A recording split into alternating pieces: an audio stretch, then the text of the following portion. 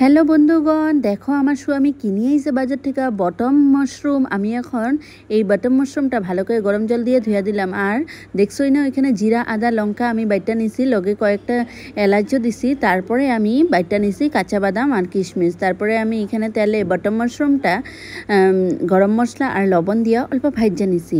আমি ওইখানে রেডি করে নিছি আলু, টমেটো আর দারচিনি, এলাচ, জিরা, তেজপাতা, এগুলা শুকনা লঙ্কা সব রেডি করে নিছি। এখন তেল দিয়া আমি গোটা গরম মশলা, তেজপাতা, জিরা সব দিয়া নিলাম, শুকনা লঙ্কা দিয়া।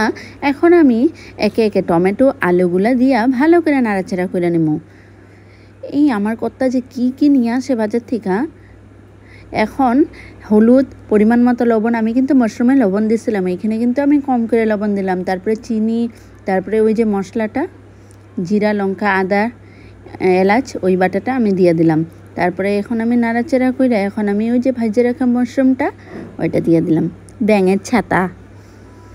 তারপরে আমি ভালো করে ভাজলাম, এখানে তেল বের হয়ে যেতেছে। এখন আমি বাদাম আর কিশমিশ বাটাটা দিয়ে দিই। এই রান্নাটা কিন্তু মাংস আর মাছকেও হার মানায়া দেয়, সেই টেস্টি হয় খাইতে। তোমরা তো অনেকে অনেক রকম মাশরুম রান্না করো, কিন্তু এইভাবে একবার খায়া দেখতে পারো, সেই স্বাদ হয়। দেখো কি সুন্দর তেল বের হয়ে গেছে। আমি এইভাবে ভালো করে ভাজা ভাজা করে এখন আমি জল দিয়ে দিব, পরিমাণ মতো জল দিয়া ভালো করে মানে মাখা মাখা করব আমি জিনিসটা।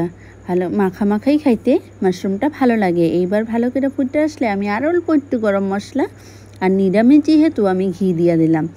এইভাবেই আমি মাশরুম রান্না করি, একবার খায়া দেখো, খুব টেস্টি হয়। দেখো কি সুন্দর হয়েছে কালারটা। টাটা।